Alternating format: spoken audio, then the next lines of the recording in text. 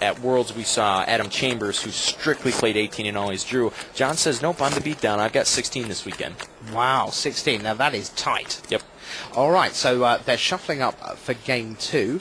Still no news of the other quarterfinals. We've still got nothing, 0-0 between Ming Shi of China and Joel Calafel of Spain. And the last we heard with Roan against Pascali, Roan had his Jace Bellerin thoroughly dismissed with a 5-3 Haste guy. So 0-0, 0-0, 1-0 to Finkel, and 1-0 to Nikolai Herzog.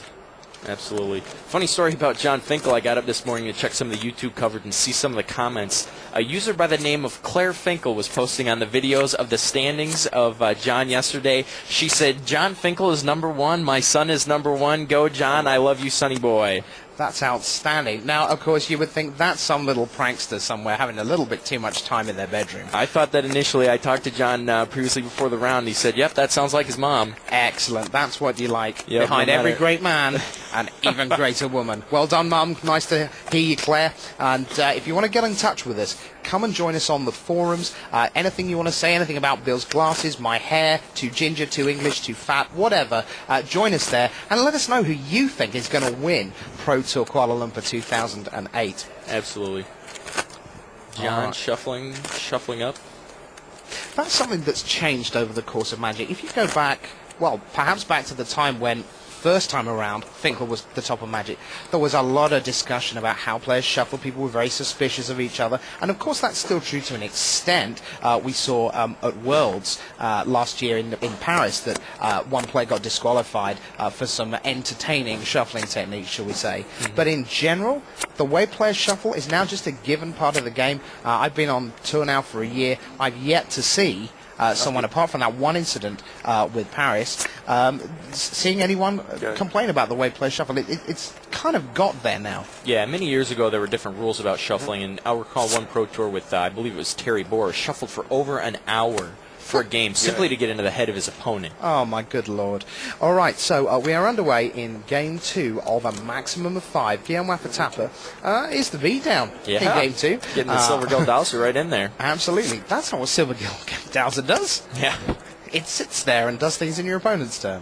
John had to start on a mulligan and has not hit the lands he wants to see. He's got 3 islands on the board. Going to evoke the Muldrifter to try to get in the game. When you're this far behind with the beatdown deck, it's kind of scary to think about how this game's going to end if you're John Finkel. However, as we saw last game, Guillaume really didn't have much coming out of the gates. He didn't do much for the first couple turns, and John was able to overwhelm that. And there we see again, he lays a 4th land against an empty board and leaves it like that. Yep. So Kithkin Zephynaut is the offer from John. And interestingly, he asked, is that okay? So he must be expecting that Guillaume may well have counter magic. Yeah, some type of broken ambitions is really good because it counters that play right there. It turns out he's got the rogue spy there, Dewdrop Spy, allows him to take a peek at top of John's deck, and will potentially give him a blocker for the Kithkin Zephynaut.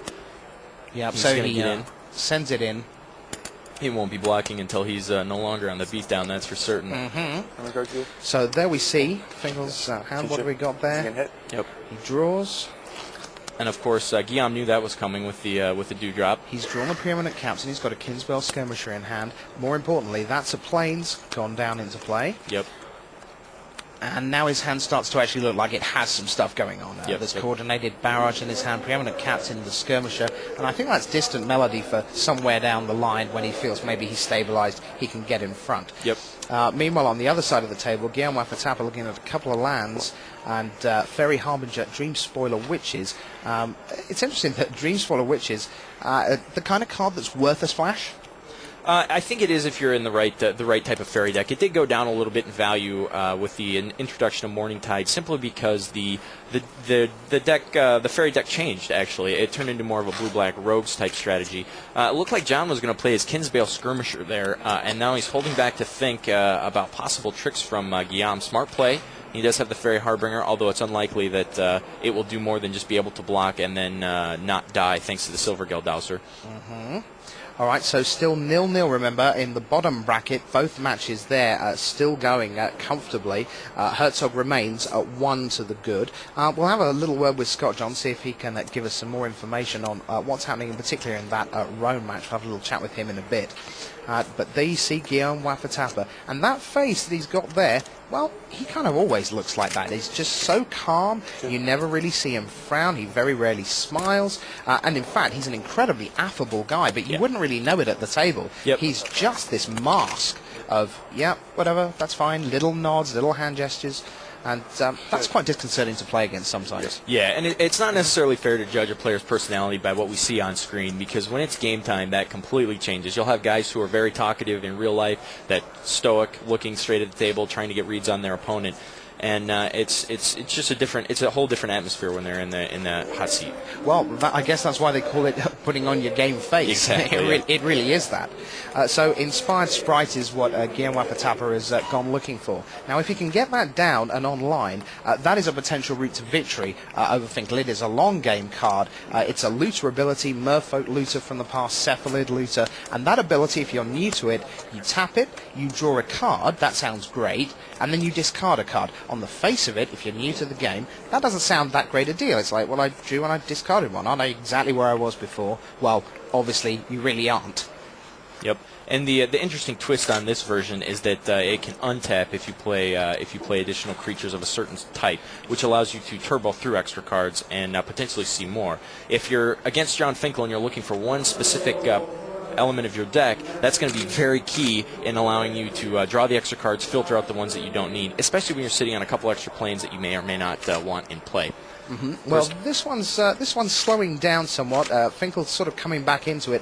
That Zephyr is clearly a threat. Waffatapa decides to send with the Harbinger. Yep, that preeminent captain could make things real tricky for Waffatapa, putting things like Kinsbale Skirmisher or Wizenson into play, where all of a sudden a perceived attack just got much bigger. Yeah, and one of the other archetypes that we don't really have here is like in the rogue deck, the prowling rogue deck, you have the Stink Drinker Bandit, and from nowhere, it's like all your unblocked flyers get +2/+1, and it's like 10 extra damage through the air, and you can't do anything about that with an Oblivion Ring. Yep, and the key element of that deck is just having all those creatures being unblockable, and it really does go the distance to help get those in there. So Finkel indicates the preeminent captain and says, is it right if I have this skirmisher over here? Does that seem fine to you? And then I'm going to pile into the red zone. Here we go. Trigger him, then I'll trigger him. So, just explaining what's going on, and out comes. We've got down at the bottom there. Looks like he targeted his Zephyr to get +1/+1. 4/4, 3/3, and so it must be another Kinsbale Skirmisher. And if you notice, he stacked that so that his Sinzare would get the additional bonus from having that extra Kithkin creature in play. Yeah, and that's the kind of play that you would automatically expect from a player in the top of any player in the top of a PT, especially someone like John Finkel. Yep. Guillaume's turn to think. Got to try to figure out what play he's going to make. Certainly that Silvergill Dowser will be activated this turn to save him some damage. We have a match result, or more accurately, a game result on one of the back tables.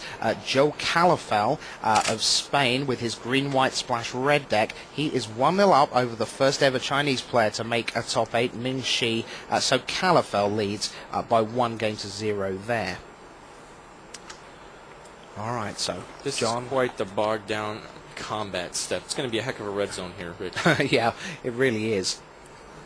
And Waffatapa always takes his time to think. He's pretty relentless about that. Yeah, and he's got plays. The Inspired Sprite does have flash, so he can put that into play and play this turn. It's interesting to know if it survives and he hits that swamp. The Dream Spoiler Witches that is also in his hand is a wizard in addition to being a fairy, so it would trigger the flash creature and allow him to get a couple extra cards in there. He is going to play the 2/2. We've got the official deck list in, and it turns out that, yes, Waffatapa is in fact playing the Negate, so he has another counterspell there to go with his Broken Ambitions.